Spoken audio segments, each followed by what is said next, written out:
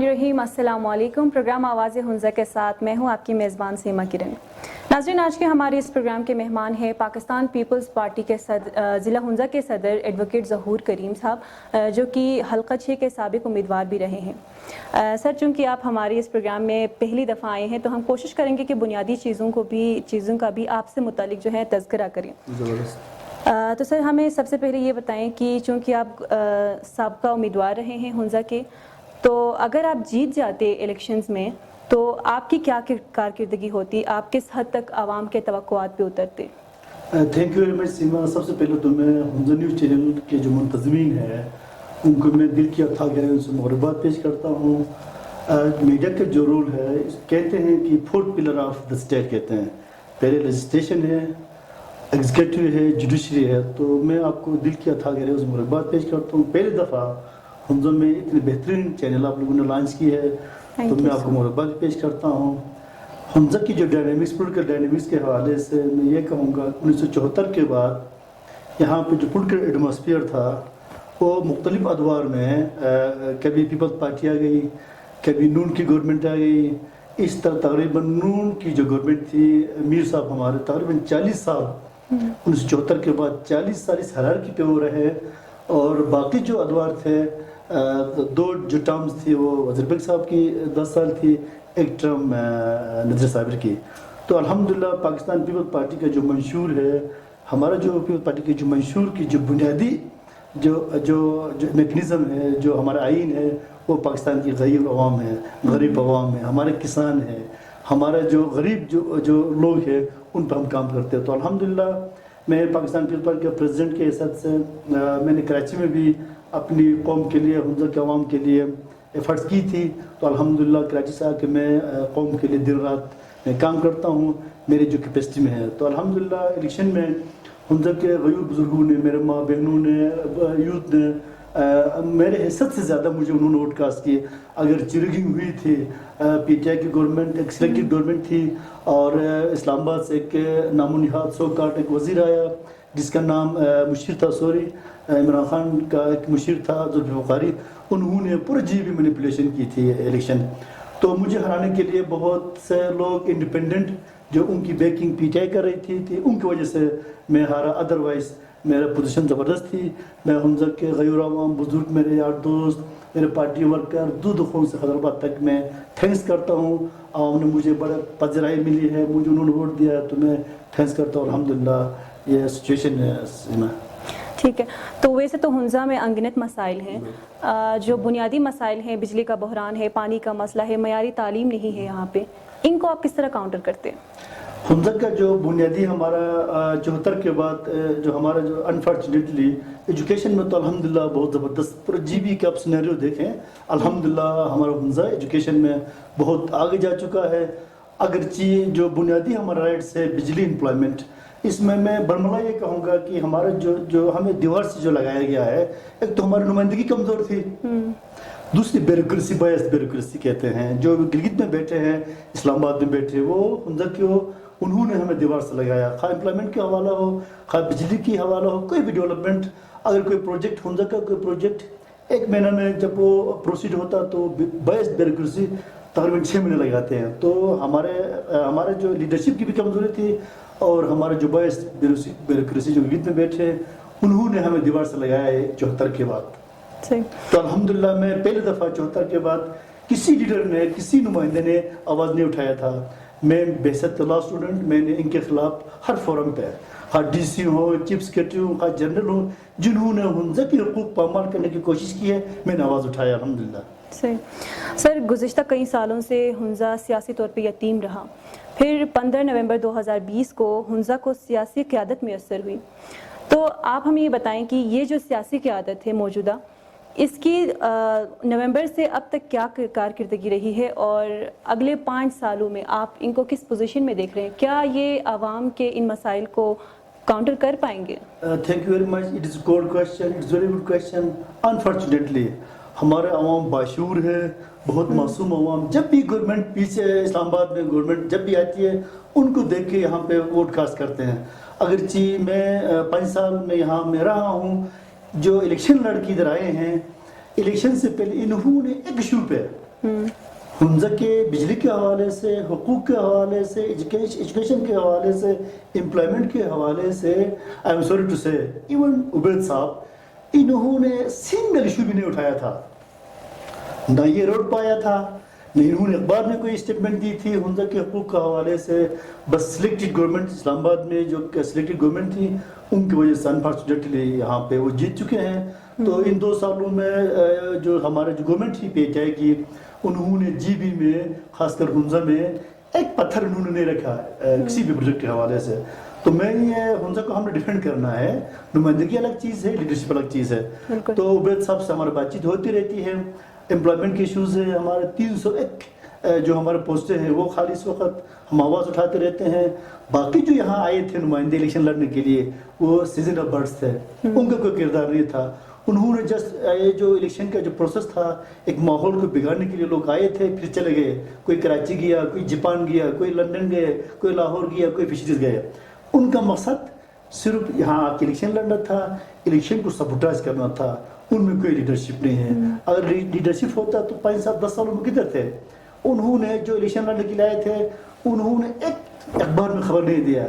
ये ब्यूरोक्रेसी से डर जाते हैं। गिलगित में जो ब्यूरोक्रेसी बैठी हैं, इवन डीसी से डर जाते हैं, जो हमारा सो कॉल्ड लीडरशिप कहते हैं। तो अल्हम्दुलिल्लाह मैंने हुंजा को डिफेंड करना है।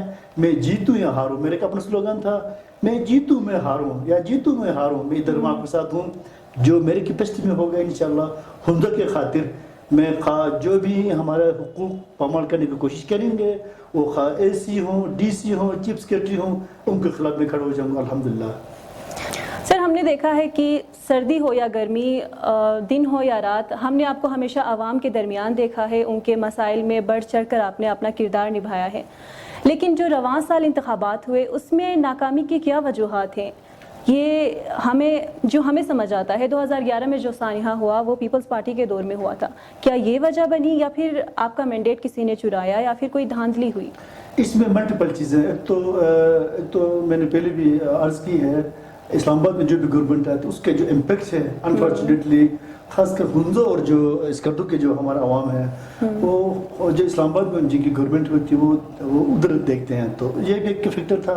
दूसरा 2011 में जो सन अलियाबाद हुआ, अताबाद डिजास्टर की वजह से, ये बड़ा क्वेश्चन था। मैं जहाँ भी जाता था लोग ये इशू को उठाते थे। अगर ये एक लीगल डिबेट है, सन अताबाद का जो इंक्वायरी कमीशन अभी तक इस इशू पे गज़नफर ने भी सियासत की और पीटीआई वालों ने भी सियासत की।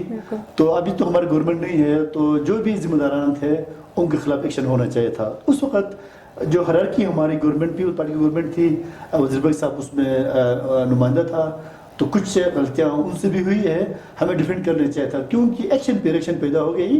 पुलिस वालों ने हमें हमारे दो शहीद बाप बेटे शहीद हो गया, तो एक्शन पे रिएक्शन पैदा हो गई। उस वक्त जो हमारे हरारकी थी पीपल्स पार्टी की थी, ATR लगाने वाले स्टेट के दूसरे एजेंसीज थे, उनको तो आवाम कुछ भी नहीं बोल सकते हैं, लेकिन सिविलियन जो हमारे नुमाइंदे होते हैं उनके खिलाफ तो हर कोई बंदा बोलता है। तो उसमें वज़ीर भाई साहब को स्टेप लेना चाहिए था।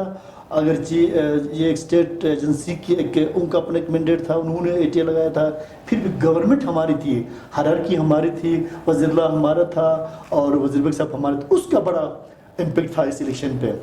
मैं जहाँ भी जाता था तो ये ATR के बारे में वो लोग बोलते थे, तो अल्हम्दुलिल्लाह मैंने उसको बहुत हद तक उसको मिनिमाइज़ किया था। तो ये भी एक फैक्टर था। और दूसरी बात, पीटीआई वालों ने बड़ा करप्शन की। एहसास जो प्रोग्राम थी, जो जाली उन्होंने डोर टू डोर, उन्होंने वो अवाम जो मेरे मासूम माँ बहनें थी और उनको कब्रों की शक्ल में, पैसों की शक्ल में, इस तरह ये एक मैनिपुलेशन भी हुई है, एक करप्शन हुआ, ये एक उन्होंने मैनिपुलेशन की है। उसकी वजह से मैं लूज कर गया। Doesn't matter, politics, it is part of politics. जीत हार होती रहती है। इंशाल्लाह मैं अवाम के दरमियान हूँ, हारूँ या जीतूँ, दिस इज़ माई स्लोगन। तो अल्हम्दुलिल्लाह मैं काम करूँगा इंशाल्लाह। सर, गुज़िश्ता दिनों यहाँ एक साबका क्रिकेटर आए हुए थे, सैयद अनवर, जिन्होंने गिलगित बल्तिस्तान और हुंजा का दौरा किया। इसको लोगों ने गलत रंग देकर सोशल मीडिया पर नफ़रतें फैलाने की कोशिश की। इस पर आपका क्या तबसरा है? क्योंकि ये हमारे रिवायात में नहीं आता कि हम किसी मेहमान को उनकी आमद पर इस तरह उनकी तजलील करें। You are very much right. उस टाइम पे मैं इस्लामाबाद में था, तो ये एक बड़ा शॉकिंग न्यूज़ थी मेरे लिए। सोशल मीडिया पे अक्सर मैं देखते रहता हूँ, ये अनफॉर्चुनेट है।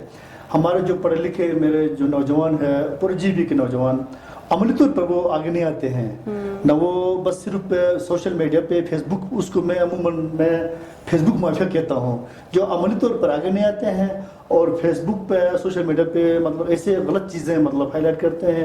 حمزہ کے اپنے ڈائنامکس ہے, حمزہ کا اپنے کلچر ہے, ہمارا جو ہاسپٹیلٹی ہے پوری دنیا میں مشہور ہے. تو یہ ایک انفارچونیٹ تھا, ایسے نہیں ہونا چاہیے تھا. کوئی بھی مہمان یہاں حمزہ تو یورپ سے بھی لوگ آتے ہیں, دنیا اسرائیل کے علاوہ پورا انڈیا اور اسرائیل کے علاوہ پورا دنیا کے لوگ حمزہ کی طرف آتے ہیں. تو سید انور کا آنے سے کوئی ایسی ایشو نہیں تھا, ایک کرکٹر تھا, تو وہ ایک غلط چیز ہوئی ہے, یہ نہیں ہونا چاہیے تھا.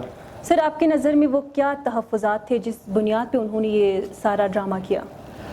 اصل اس وقت میں اسلام آباد میں تھا, اس کی جو وزٹ تھی حمزہ کے بارے میں اتنا میرے پاس نالج نہیں تھا. تو یہ کہ یہ چیز نہیں ہونا چاہیے تھا, اس کے خلاف میرے خیال میں بہت ساری چیزیں ہائی لائٹ ہوئی ہے. تو اس کا بھی ایک اپنا فیتھ ہے, ہر بندے کا اپنا فیتھ ہوتا ہے, تو you should respect faith, every faith you should respect that. تو یہ نہیں ہونا چاہیے. ہم حمزہ اور حمزہ کے مسائل سے نکل کے ہم گلگت کی بات کرتے ہیں. سر حال ہی میں نلتر کا جو سانحہ ہوا, اس کے اگلے روز گڑی باغ میں جو ایک واقعہ پیش آیا, اس کو آپ کس نگاہ سے دیکھتے ہیں؟ کیا وہ سیاسی, اس میں کوئی سیاسی عنصر شامل تھا یا پھر مذہبی تفرقات کی وجہ سے یہ سب کچھ؟ This is very unfortunate. G B میں جب بھی مطلب ایک تو یہاں پہ مذہبی کچھ معاملات ہے, ہم لوگ مذہب پہ بٹے ہوئے ہیں, یہ ایک انفارچونیٹ سائیکی ہمارا. اس کے علاوہ میں آپ کی جو چینل ہے بہت زبردست چینل, اس کی وساطت سے میں بتانا چاہتا ہوں ہمارے حمزہ کی یوتھ کو, جی بی کے عوام کو, جہاں پر آپ کی یہ جو چینل ہے جہاں پہ ایکسیس ہے, جب بھی جی بی کے عوام کو حقوق کی بات ہوتی ہے تو کوئی نہ کوئی انسیڈنٹ ہوتا ہے. اس کے پیچھے کوئی بھی عوامل ہو سکتے ہیں, تو میں شدید الفاظ مذمت کرتا ہوں, ایسا نہیں ہونا چاہیے تھا. وہ گلگت کے عوام ہمارے سارے بھائی ہے, جب بھی اگر حقوق کی بات چلتی ہے تو اس کے پیچھے کوئی عوامل ہے. پورے جی بی کا عوام سب مل کے اس کے خلاف ہمیں احتجاج بھی کرنا چاہیے, پرامن احتجاج بھی کرنا چاہیے. ایسے عناصر کو ہمیں بالکل ڈیفینڈ کرنا چاہیے. یہ ایک انفارچونیٹ ڈیسیجن تھا. سر آخر میں بحیثیت اپوزیشن لیڈر آپ کو ہمارے عوام کو کوئی پیغام دینا چاہتے ہیں؟ میں تیسرے نمبر پایا ہوں, حمزہ کی غیور عوام نے مجھے بڑے مینڈیٹ دیا.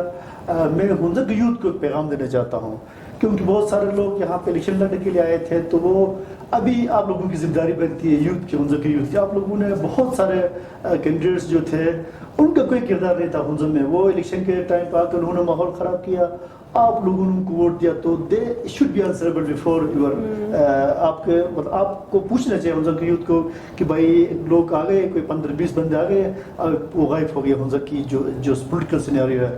تو یوتھ کو میرے پیغام ہے, کیونکہ ایک جو ووٹ جو ہے مقدس ٹول ہے, ایک فیتھ ہے, ایک ٹرسٹ ہے.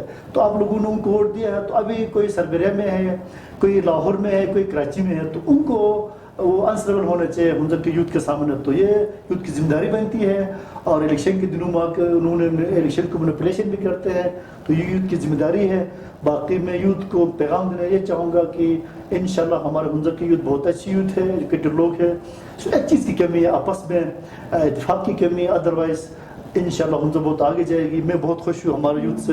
تو انشاءاللہ نیکسٹ الیکشن میں پھر میدان سجے گی. الحمدللہ میں جیتوں یا ہاروں, میں حمزہ کے عوام کے لیے زود خوف خزبات تک میں 24 آورس میں عوام کے لیے اویلیبل ہوں. اور یہ بات میں میرے کیپیسٹی میں جو بھی کام ہوگا انشاءاللہ میں حمزہ کے عوام کے لیے میں ٹائم نکالوں گا. یہ میرا سلوگن ہے. والسلام. بہت شکریہ سر, آپ ہمارے پروگرام میں آئے, آپ نے ہمیں وقت دیا. ناظرین, اسی کے ساتھ ہم اپنے پروگرام کو بھی اختتام پذیر کرتے ہیں. ملتے ہیں اگلے پروگرام میں ایک نئی شخصیت کے ساتھ. تب تک کے لیے اپنی میزبان سیما کرن کو دیجیے اجازت. اللہ حافظ.